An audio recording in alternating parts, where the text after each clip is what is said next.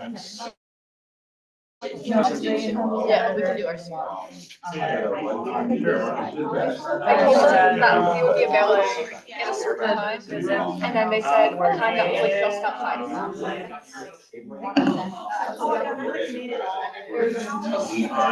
That's fine. I wouldn't say that.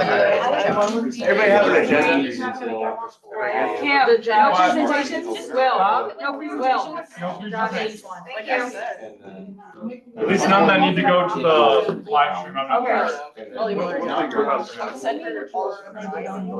Okay. For break. So, council wants to coming up. We're excited. Yeah. Very nice. Okay. I know. All right, yeah, you're, thank you so much. I'm like, I don't know if he's coming or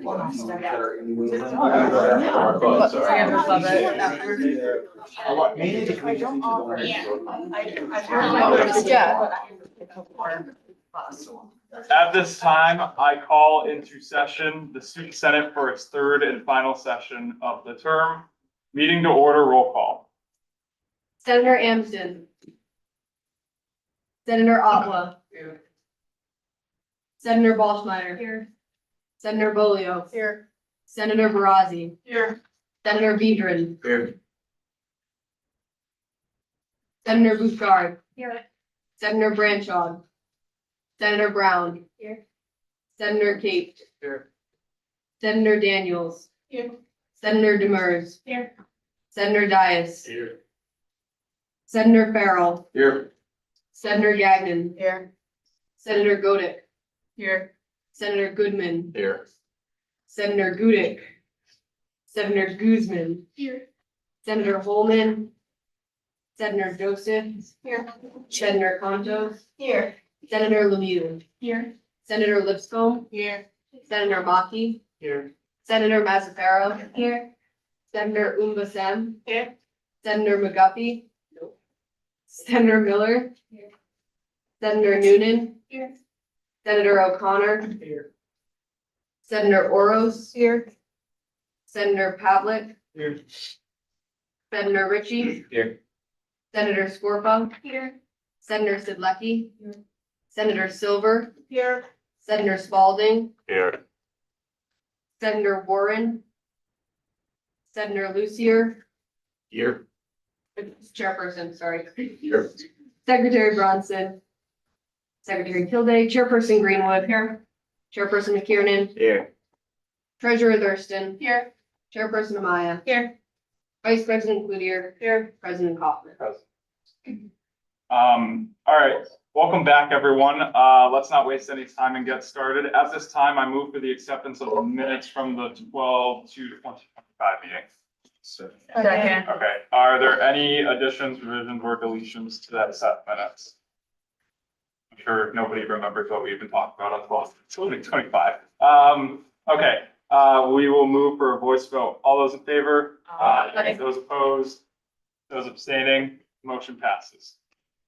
Next, we are going to quickly accept the class council's nomination for the class of 2029 representative. So at this time, I move for the Student Senate to accept and confirm the class of 2029's nomination of Nyla Donas Someto to be the class of 2029 representative. Second. Hearing a second, I will open the floor to any questions, comments, or concerns. This is pretty standard. Yes.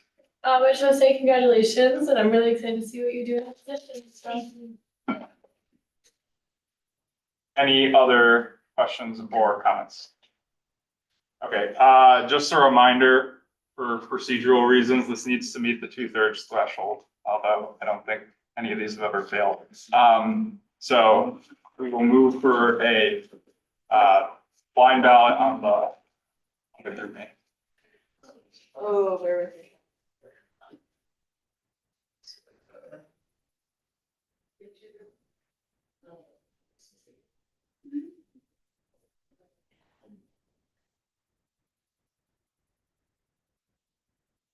Oh.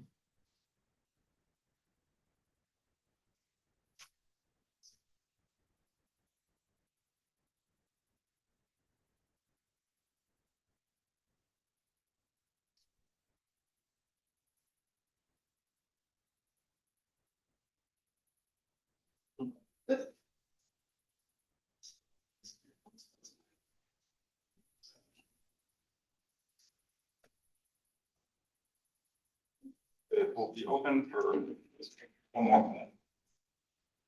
Oh, yes. You can close it. Jesse, you can. With 34 yes votes, 0 no votes, and 1 abstention, the motion passes.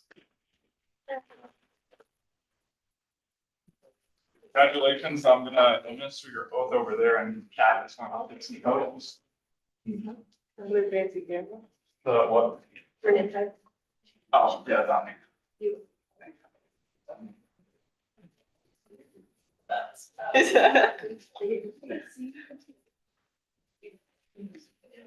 Okay, please raise your right hand and repeat after me. I state your name. I, Nala del Nacimiento, Do solemnly swear that I will, do solemnly swear that I will, to the best of my ability, to the best of my ability, will fulfill the duties and responsibilities will fulfill the duties and responsibilities of class of 2029 representative, of class of 2029 representative, and that I will, to the best of my ability, and that I will, to the best of my ability, uphold and follow uphold and follow the policies of the Student Senate the policies of the Student Senate and the Student Senate Constitution. and the Student Senate Constitution. Congratulations. Thank you.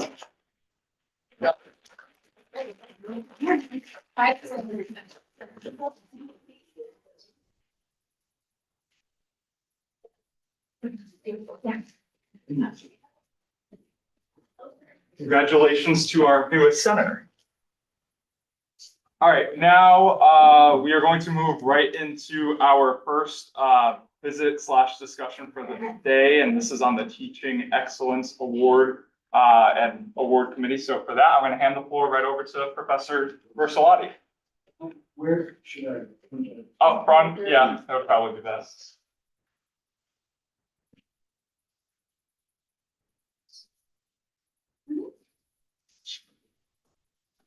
Listening to the roll, I recognize so many names of students, what the brain power in this room and the civic engagement. It's a real pleasure to be here. Thank you for making room for me on the agenda.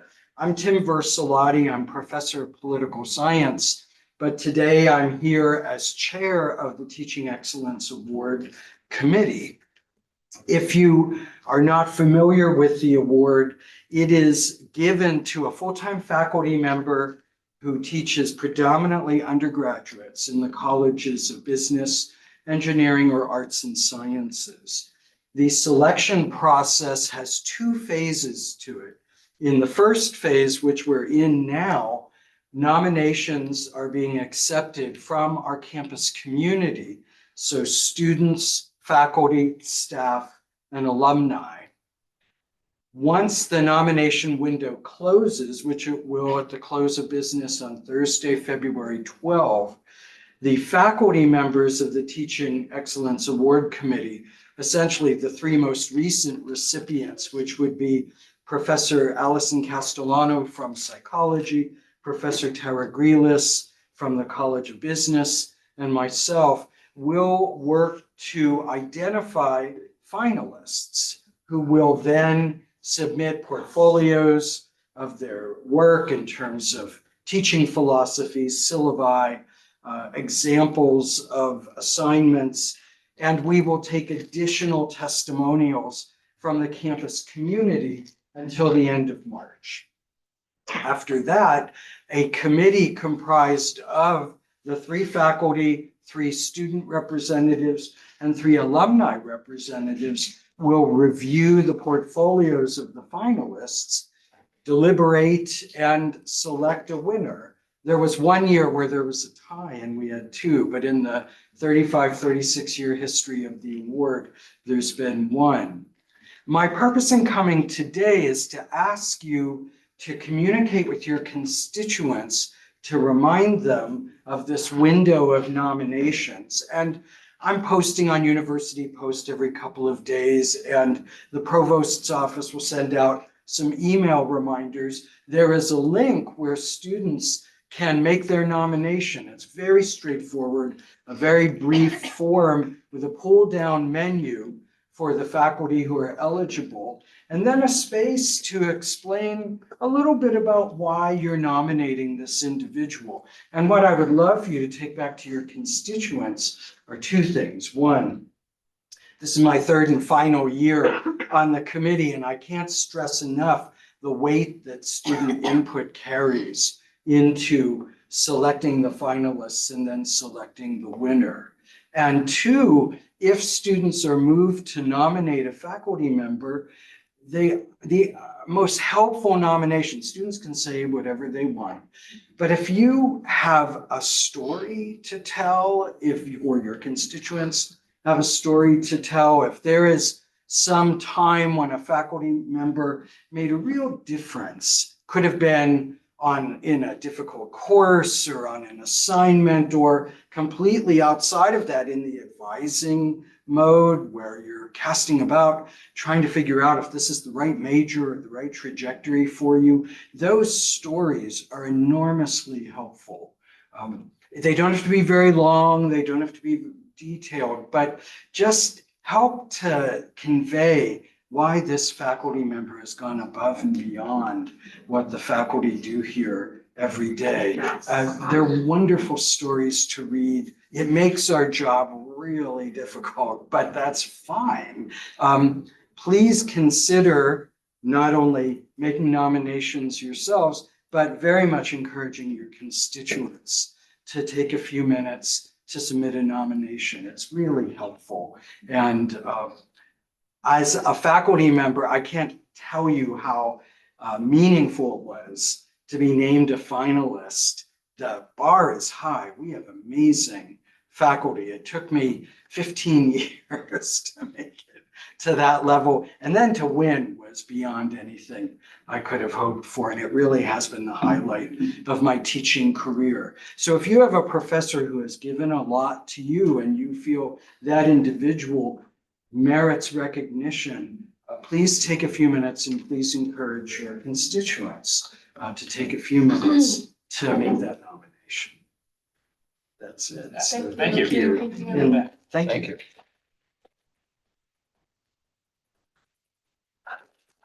Senators, at 2:00, I scheduled an email to all of you with the link to the nomination form and to the website where you can see the previous winners as well. If you have any questions, reach out to myself, Chairperson McKiernan, Professor Versalati, or anyone else on the committee for it. We'll definitely be able to answer it for you. I put in the email, if you're on campus relations, this really is something that is kind of in your job description. You should fill out a nomination unless you are unable to just nominate someone.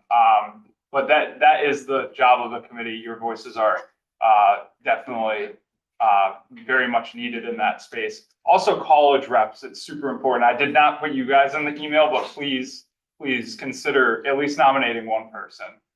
We all definitely have at least one professor who has made an impact on us. So please take some time to do that, especially CR committee and college reps. Yeah. I feel like this question's valid now. What, are we able to nominate multiple professors? I was able to open it again, so I'm assuming you can, yeah. Not sure how that might make the committee weigh your nominations. They might weigh it less if you're nominating more than one person, but if you genuinely, or you were on it, so. Yeah, I sat on the committee last year as a student rep, and we didn't see who nominated people. We could see the what you wrote about them, but as far as who actually nominated them, we had no idea. So there you go. I think that's what the professors do in the beginning process when they're figuring out the finals. Yeah. Okay, Senator Goodman.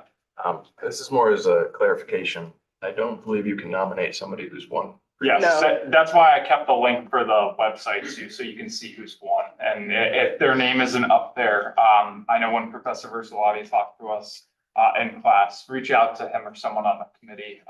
If it is a mistake, that's something they want to fix, but it's for full-time faculty. So adjuncts and part-time are not eligible. So that explains the majority of the ones that aren't on it. But if there is an issue, they want to know about it. So if you do see that, let them know. Anything else? Okay, seeing none, we are going to move on. I'm going to hand the floor to Chairperson Amaya. Thank you. So if everyone can please take a look at the sheet I passed out, it's also on the Kodiak. Titled Student Senate Elections Amendment proposed. This would be an amendment to Article 13, Elections, Section 2. At the top, I have what is currently written in our Constitution, and below is the way I intend to amend it. I'll read it out loud for everyone. Article 13, Elections, Section 2. The President and Vice President of the Student Senate shall be elected by the plurality vote of those casting ballots in the general elections. The nomination and election of the President and Vice President shall be run in a democratic way, i.e., they shall run as a party ticket. The minimum requirements for the Student Senate President and Vice President are as outlined in Article XIV, Section 2, subsection B of the Constitution. Casting a ballot to split the ticket shall not be considered. Nominations to either office shall be made by petition and signed by 100 members of the Student Senate and will not require a second. Elections shall be conducted in accordance with this Constitution. B, eligible candidates must have served a term on the Student Senate or served for a year on an executive board of a recognized Student Senate organization. Special exceptions may be granted at discretion of the election chair. So this amendment is basically putting a presidential minimum for who can run for president and vice president. This puts us in accordance with other universities' student governments. And I had discussed this with the executive board, the advisors, and ranking member Pavlik. And this is what we decided would be a fair stipulation for people if they would like to run for president and vice president. Questions, concerns? Thanks, Belinda. Are you, Yeah. you're gonna motion it? At this time, I motion for the Student Senate to accept the Student Senate Elections Amendment. Second. Second. I'm gonna allocate 8 minutes to this conversation. At this time, sorry, Blanca. At this time, I move to amend the proposed motion, Article 13, Section A, where it says nominations to either office shall be made by petition and signed by 100 members of the Student Senate to reflect student body or undergraduate student body. And I think that's in the Constitution right now. I don't know how we overlooked it the last time, but there's never going to be 100 members of the Student Senate. It's supposed so that's for context. And this is not my amendment. That's for the election packet. So if you're running for Senate President, you need 100 signatures. So it's supposed to say undergraduate student body, not Student Senate. Do I hear a second? On this? Second. Okay. Now that that's seconded, are there any questions or comments about that amendment? Yes. One quick question, in the first, red section portion of the amendment, does it mean to say Article 13 instead of Article 14 as subsection B is the highlighted section at the bottom? That might just be a document error. I don't think the Constitution's actually broken like that, but it is, yeah. We won't motion to amend it like that because again, I think it's correct. I think it was just a copy and paste. Yep. Thing here. But that language needs to change. We're gonna first vote on the amendment that I just proposed. And then after that, if it passes, then we're gonna vote on the amended proposed one that Blanca made, so. It needs 2/3 control, or no, it doesn't. We'll voice vote on the amendment, Jess is right. So we'll do a voice vote. Those in favor? Aye. Those opposed? Those abstaining? Okay, the motion passes. The amendment passes, sorry. Next, we are going to do or seeing that the conversation is naturally expired, we are going to do a blind ballot grouping vote. It's in the chat. No, I don't.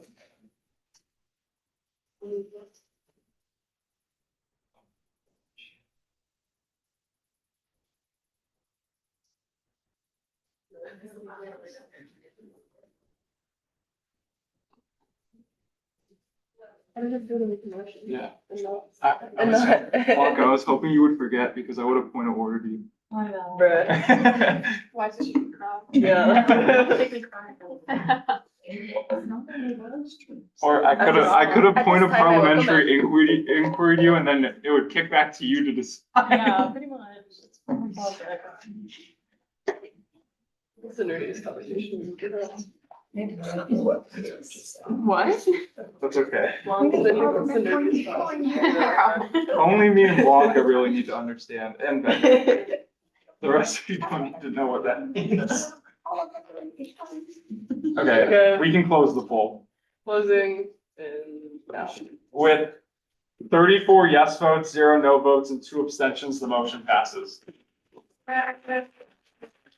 This does not mean it's official. It is gonna go on the ballot at the next election. The student body needs to accept it. But for the purposes of that, and as the presumptive chair of the election committee, which we are going to activate next meeting, in the election packet, the stipulation will be in it, because if it does pass, then we can't have a precedent that doesn't meet the requirements of the president. So putting that out there now, this will be an election committee requirement for the next election.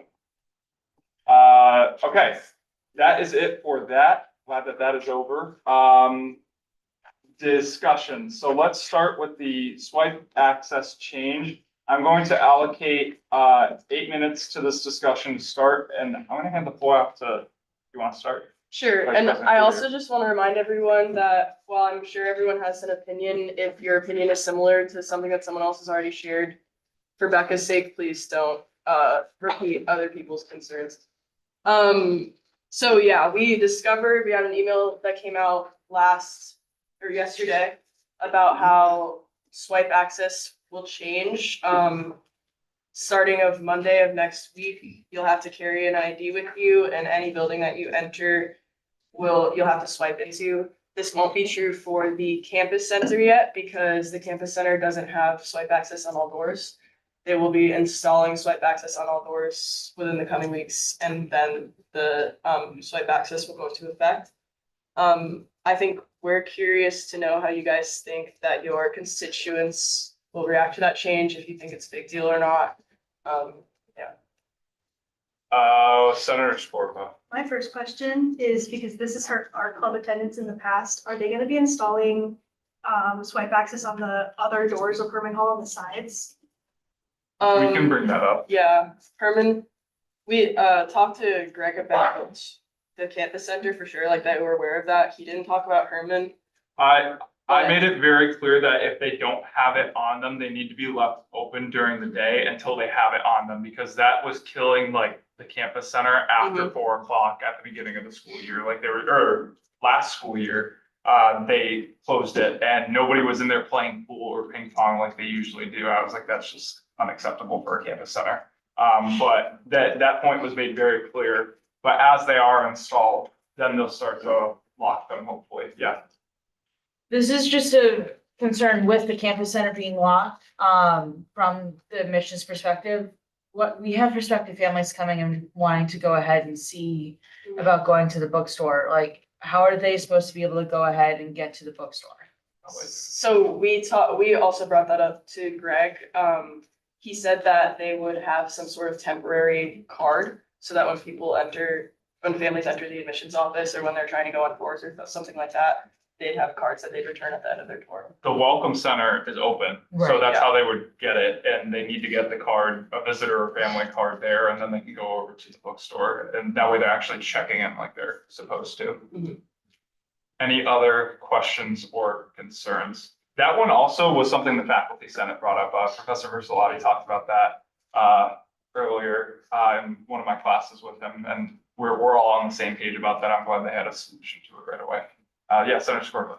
I know this is for safety. Is it gonna raise concerns if we're giving like random people these like temporary swipe access cards? Or should we just motion to leave the campus center and the dining hall, like which are the main buildings open to everybody? So they would have to sign it out though too, and probably have like a specific reason to come here. Like the main reason for giving those out are really for the families who are on tour. So they're gonna know who's on tour and who's with them. I mean, I know like, this is like a random obscure example, but if you take a car for like a test drive, you leave your keys for your car at the dealership and stuff like that. So it might be like, maybe they have your keys or something like that when they do it. Similar to the campus center, when you get the pool keys, they keep your student ID. So they could do stuff like that. That's more of a logistical thing for them to figure out though, on how exactly they would do that. Yes.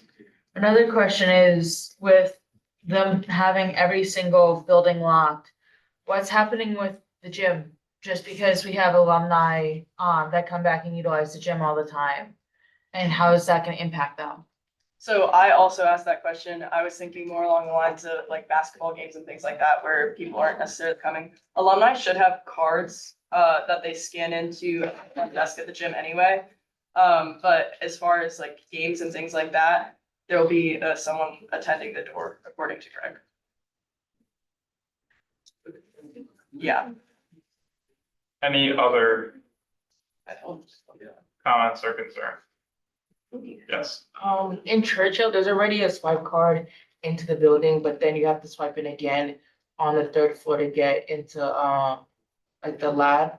And then like tutoring is gonna start this week, so I don't want students to like have to double swipe in. Why is there like 2 swipes when you already have to swipe in to get in the building the first time?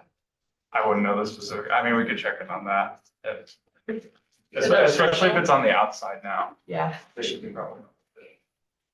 We can bring that up to Greg facilities and public safety and see something about that this side. My only concern is like when students lose their IDs and stuff, are they prepared to quickly turn over and get IDs back so students will have access to the buildings? I also said that. So I pointed out the fact that maybe students don't have IDs right now because they either lost them along the way or don't need them. My hope would be that public safety would recognize that there's probably gonna be some students that don't have IDs and they should expect like an influx of that. When I brought it up to Greg, he said that maybe he could work out something with the public safety where that $25 fee wouldn't necessarily carry over. That's Temporary. temporarily, that's very in the works. As far as students that lose their ID, I feel like it'd be the same process as it would be now if you go to the public safety, take a picture, and get an ID. We also thought at that meeting that that issue is gonna specifically affect the commuter students, because they are the least likely ones to be checking their email about an announcement like that, and they're going to show up for their classes, and they're going to be very mad that they can't get it.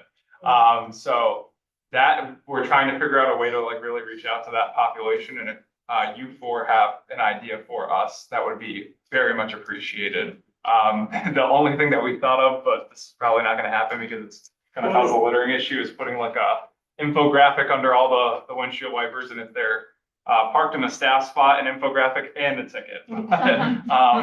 Yeah, I don't know what the best way to really hit that population of students. Yeah, there's flyers on the doors. We could put a sign in the commuter lots saying that the buildings need access on this date, starting this date.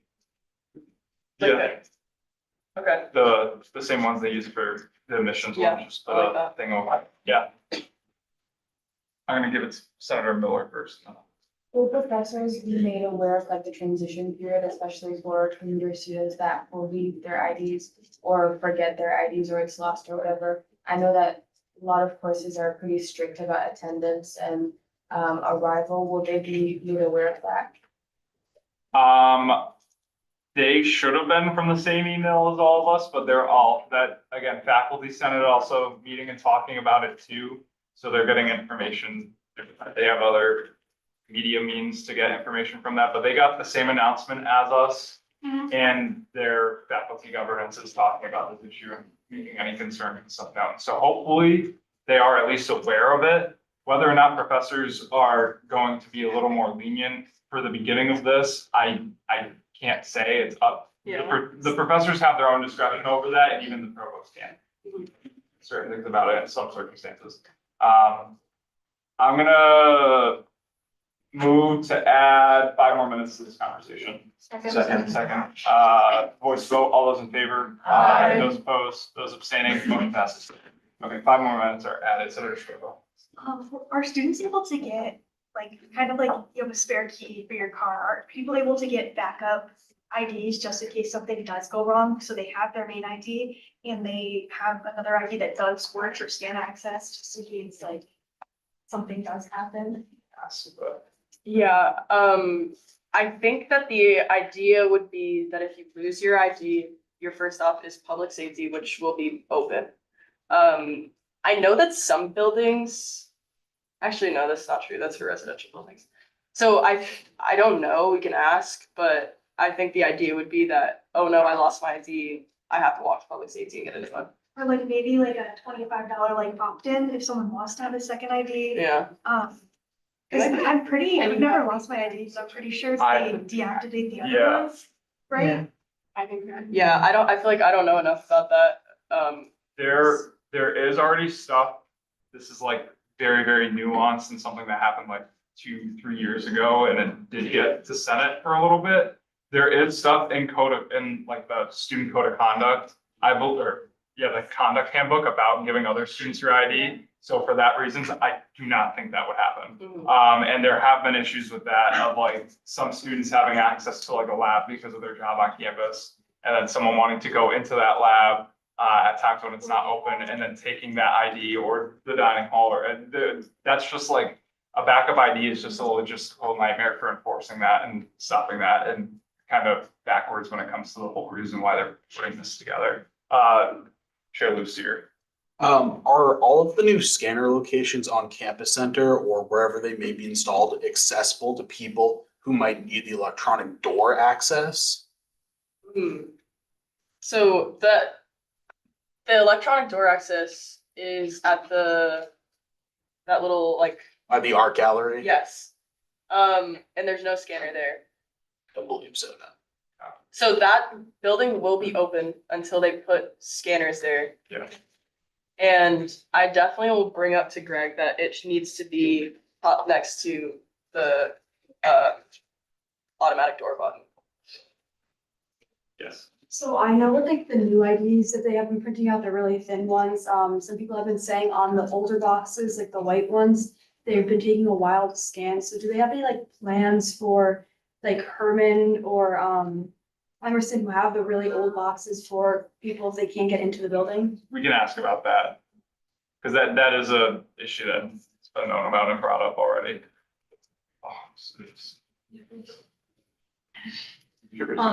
So my concern is about the Welcome Center, because I know some clubs use the Welcome Center after hours for events. They talk with either the Career Center or someone in the Welcome Center for that.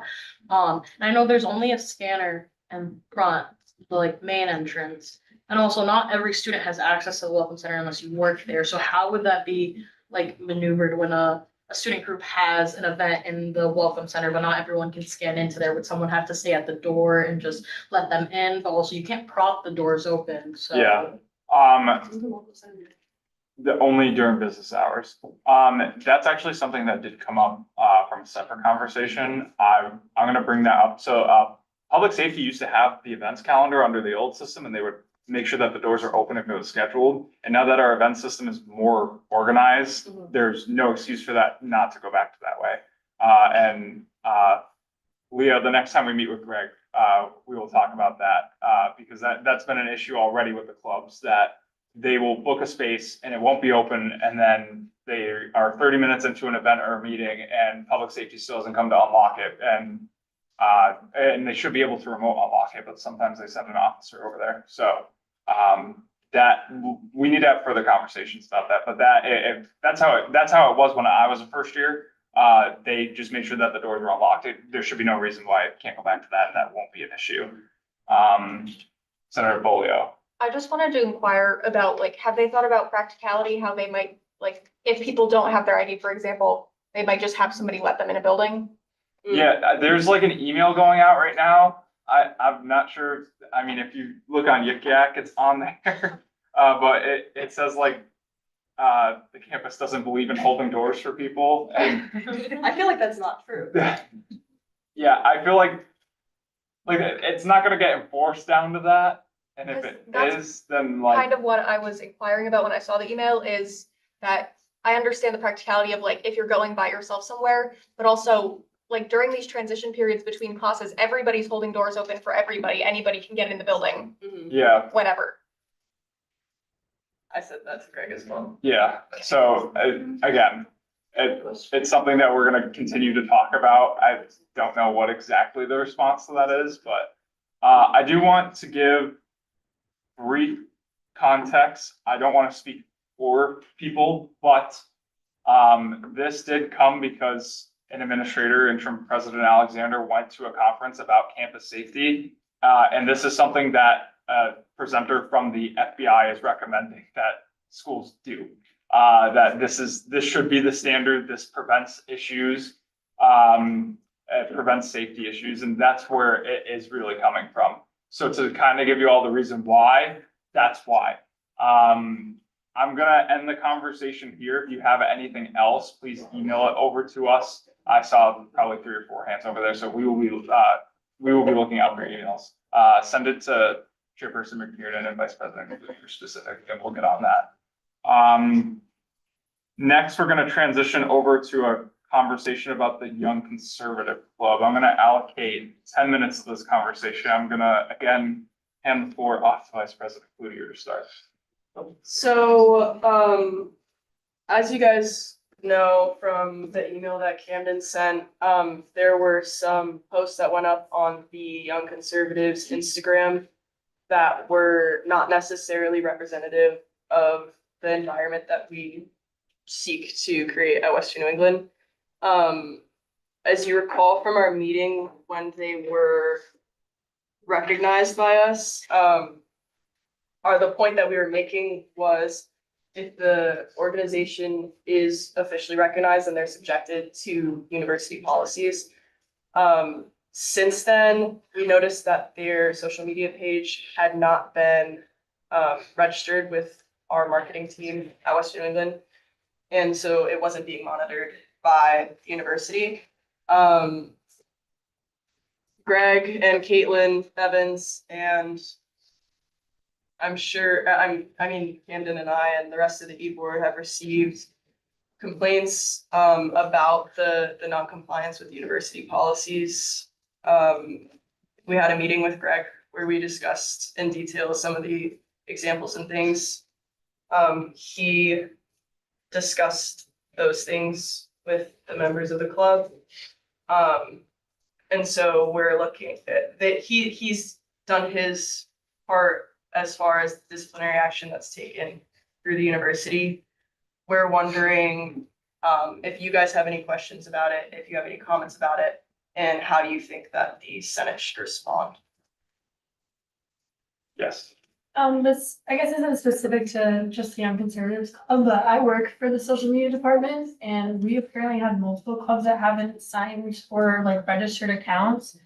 As far as I'm aware, originally clubs they would get their budgets frozen if they weren't. Is that something that we're still doing? Yes. Okay. So this was that's a mistake on my part. Last term, it was under former treasurer Peralt who did all of that work. And at the beginning of this term, I was like, that is not something that the treasurer should be doing. It should go to policy compliance under legislative. And I just never let Chairperson Maya know that was her job. So that is being looked at now. And Chairperson Maya will be reaching out to Mary Kate Caron. For those of you who were with us last term, we talked about the social media policy when it went up like that. And we're going to start enforcing that again. And she's going to start sending budget freeze recommendations to finance, and then Treasurer Thurston will determine, and the finance committee will determine whether or not they go through. As it's stated in the rules packet.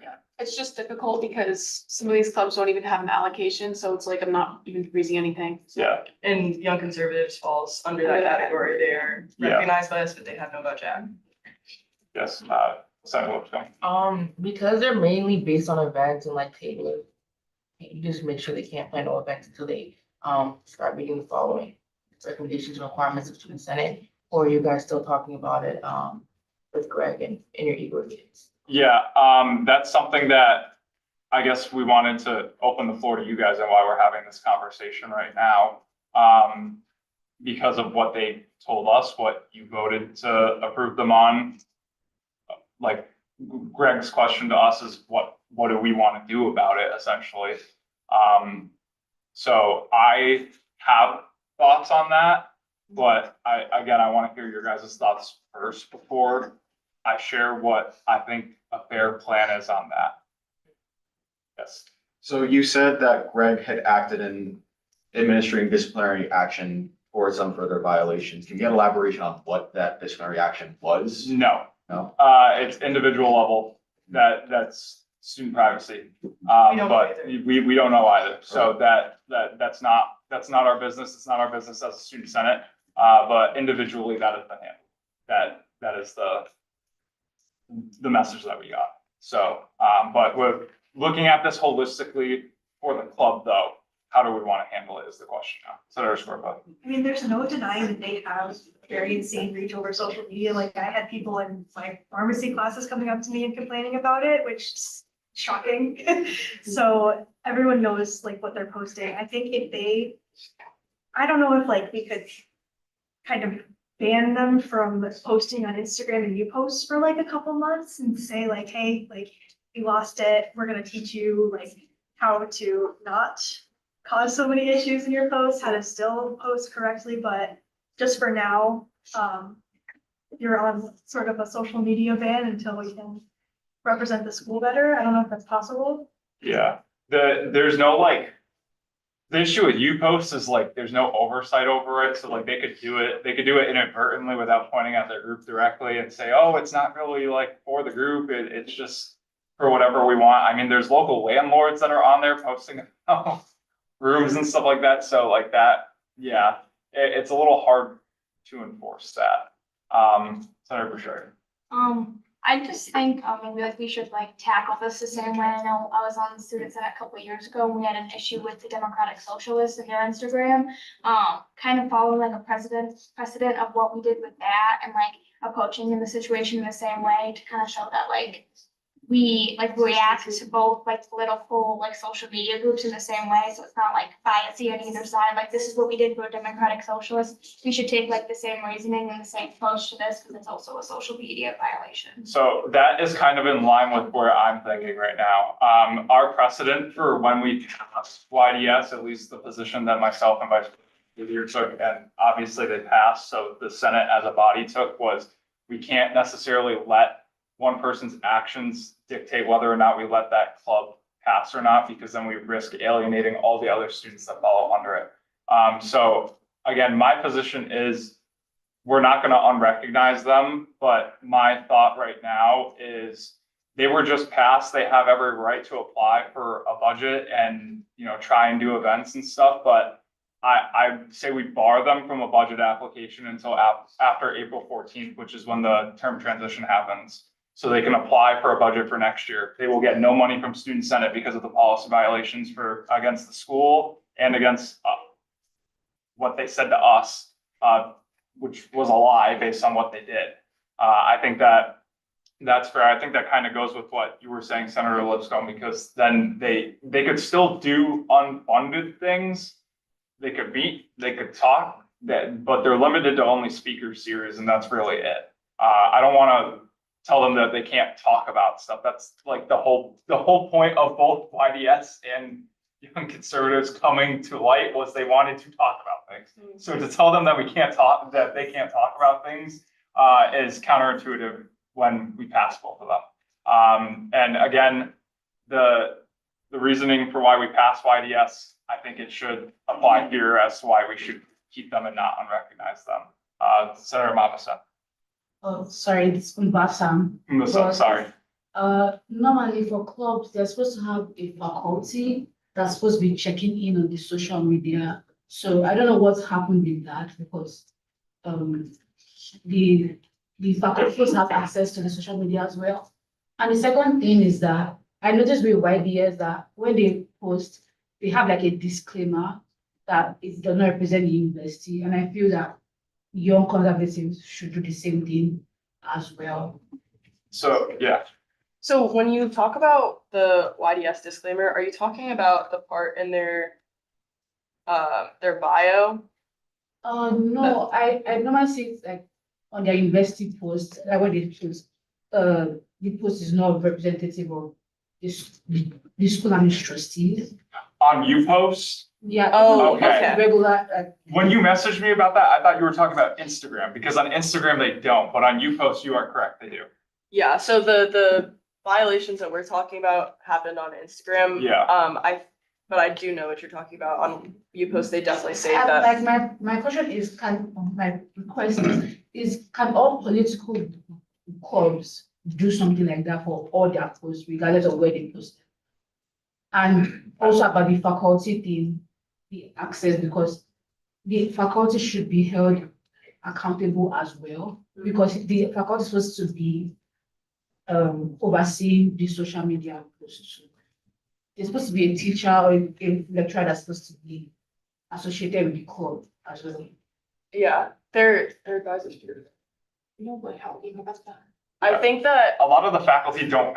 faculty advisors, for the most part, that's not in the norm for them to be on the club Instagram. That usually falls to the students. The faculty is more there to bounce ideas off of and to help with like the processes with the university and less about like the PR stuff.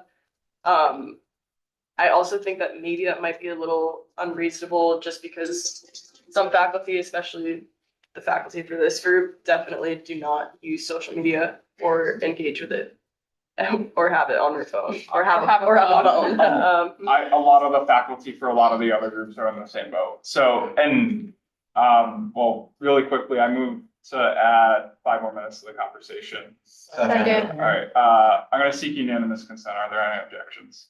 Seeing none, 5 minutes added. To your point about the disclaimer for political groups, I mean, we start that now, but then issue comes up with a group that isn't necessarily political, and now we want to put a disclaimer on there. So where do we draw the line? When we're writing policies like that, that's something that we have to think about with stuff like that. Like and also who's the arbiter of that on when we start, when we tell a group, okay, now you have to put a disclaimer on everything. Is it us? Is it the administration? Is it marketing? That's like, there's too many issues there, and there's also like too many things where like those groups could point at any group that is doing that and say this is being unreasonably applied to certain groups on campus. So I like that. I would recommend that they do a disclaimer.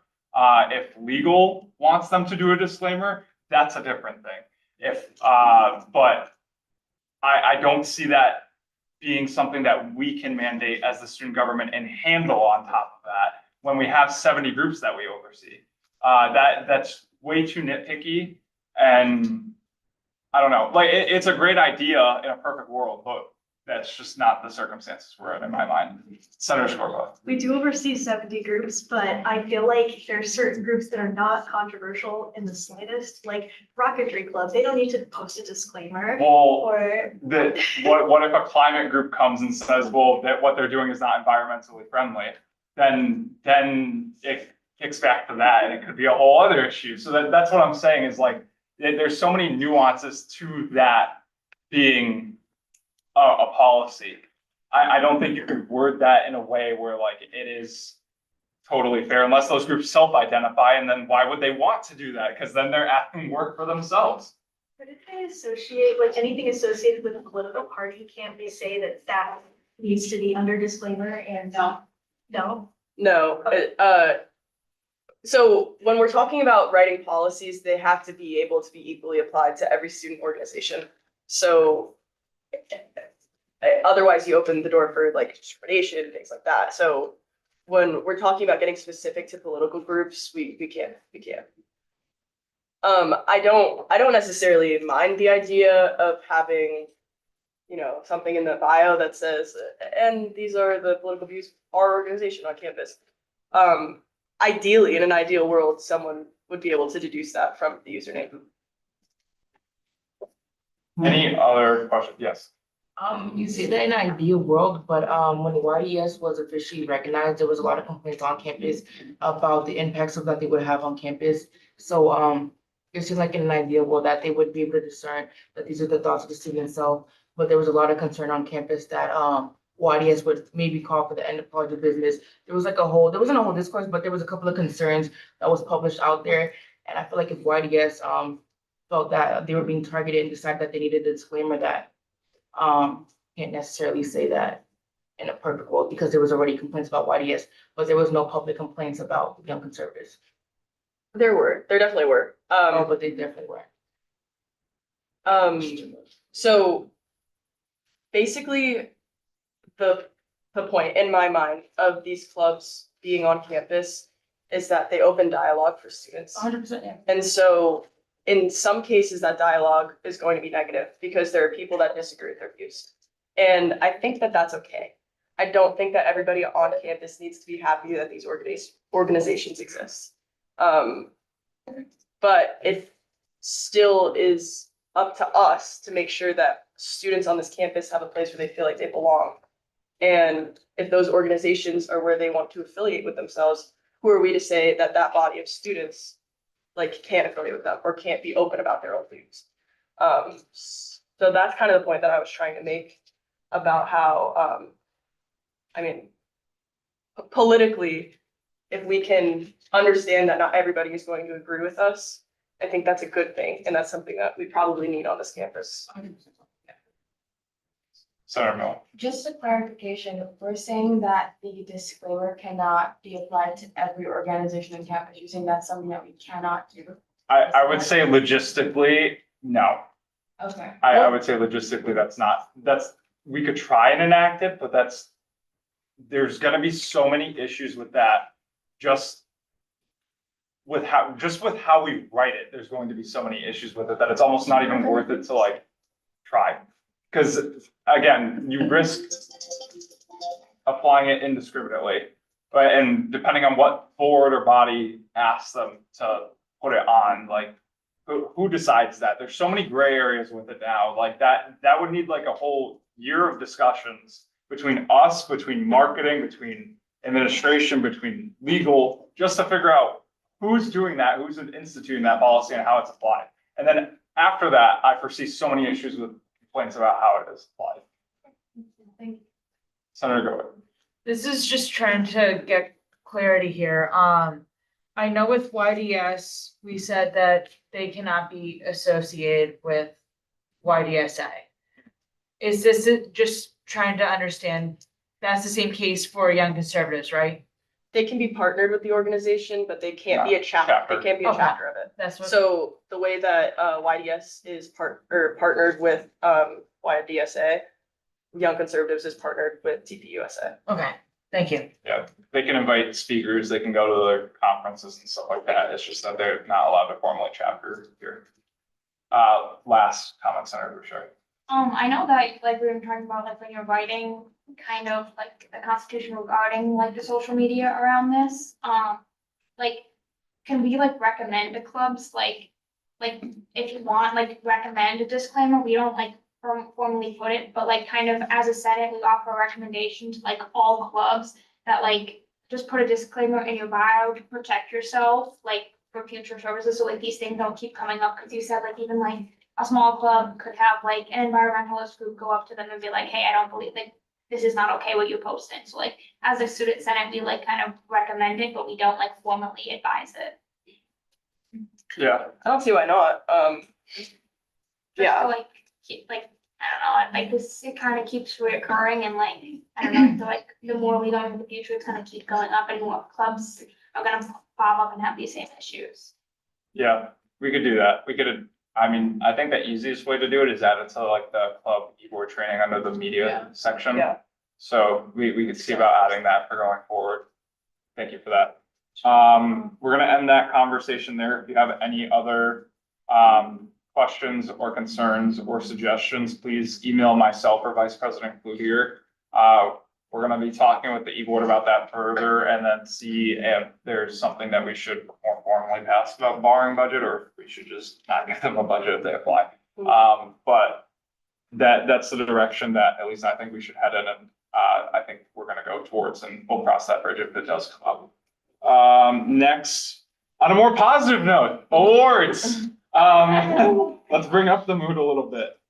So we have 4 awards that we're giving out.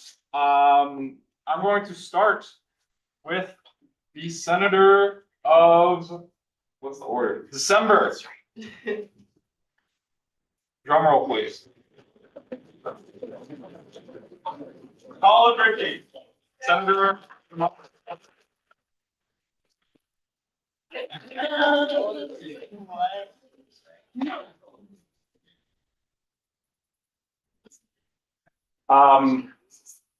Just take over chair duties while we're taking a photo. Comments, questions, whatever, or comments. Does anybody have any comments, questions, that they want to say about Colin, the Senator of December? Oh, yes. Senator Goodman. Colin participated as a representative of the student body on the presidential search committee, when it came down to in-person interviews. He also attended the snowball fight that occurred. Very important. Yes, Disappointed. Kat was very happy with that. Is there anything else you want to add? Yeah, he did an amazing job again with the presidential search committee. There was a couple times where some people, for one reason or another, had an emergency and they couldn't show up, and I asked him to do a little more work there. So I appreciated that. Thank you for, spending your finals week doing that. That was a tall task at hand for all of us who were on it, as I'm sure those of you who were there know. But we managed, and now we have a president. Thank you for your work. I'm glad that we got a chance to recognize you for that.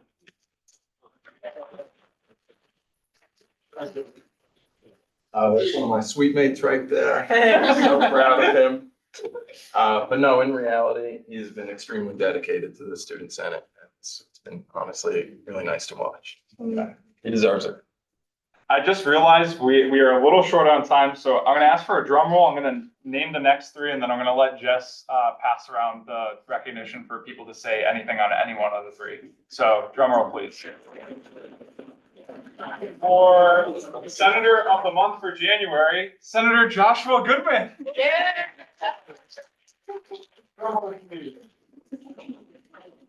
For the Rookie of the Fall for for fall 2025, Kyle Pavlik. Drum roll, please. The biggest of all for fall of 2025, Senator Samantha Bolio. We're going to take photos over there, yes. Okay, so you'd like me to speak? So, you're the chair, temporary chair, go. Fantastic. Well, Joshua, first things first, you did a lot of work on the finance committee, as the ranking So much member. work. And you are very deserving of this. You're a leader for these people, and you help Brie a lot, so thank you very much. We appreciate you, Josh. Does the snowball fight. does anybody else have any questions or comments for Josh? And he's volunteering at Council's Bingo this Friday. Thank you, Josh. We'll have great prizes. Everyone come. Oh, and Tim. I'll be Okay, there. like I'll be here, there. yeah. Congratulations. Okay, act like you like- Kyle, thank you so much for your work on the parking committee. I'm really happy. That's my former advisor right there. And you really hit the ground running on Senate, so good job. Keep it up. And. Perfect. Thank you. Congratulations. Hi. And Sam, the amount of work that you did on the food wellness health, is that how it goes? Food health wellness committee Yeah. was insane. You helped, I know you helped Will and I a lot, and you're doing a great job connecting with Aaron Markets. Okay. Are there any other comments? Congratulations. Recognition? Last second things, yes. All three of them? 8. Okay. That's all I have to say. Really quickly, what the heck were you all doing on Common Hour on a snow day where you couldn't attend the snowball fight? Work in my room. Excuse me, man, it was cold outside. I'm disappointed. I'm upset. And I know you are busy. I am upset. I am disappointed. And I am here. It was so. Okay, really quickly before we end, important announcement. for the seniors specifically, and the senior class reps are gonna have this in their report, presumably for next week. Commencement speaker applications are open. They are open until March. The more information on UPost, if you have questions, reach out to Caitlin Bevins or Bridget Griffin. There's also the event, if you're on Twenty Spend this Saturday, which if I don't see you there, I'm gonna be even more upset. So, Yes, be there. We still need dealers for the table, so if you are free, please sign up. Reminder, you need to sign up for 2 Senate events before the end of the term. Also, Brett will so be very please. sad. Brett will be very sad if nobody shows up to Don't deal. make me Like, he sad. put a lot of work into planning this event and he needs volunteers for deal. Outfits encouraged. I have a question. Poker, blackjack. Go for it. I think Go, maybe roulette. blackjack. Sorry, if I, one of Brett's table sittings was during Oh, Senate. I mentioned that. We're trying to get it fixed. Okay, so is there gonna be Thursdays? Probably, it'll Yeah. probably be the Thursday prior, which is like the 12th. Okay. Yes. Good night. Senator Anderson. Also, all seniors in the room right now, there is a 100 days until graduation event going on in CCA right now. You can go Build-A-Bear, and it has a little cute shirt that says Class of 2026, and you get a little keychain too. It's kind of cool, and you should go show up. It's only there for like 10 more minutes, so. Okay. Also, if you are a youth senator and you filled out my form about your church side, come over here and get your shirts. Move to adjourn. Second. Voice vote, all in favor? Those opposed? Those abstaining? Motion passes. Bring her cooks, we're cooks. We made that match knowing that availability was not. Sorry, executives, for missing your report. Well, I'm not mad. Sure. And she also just said.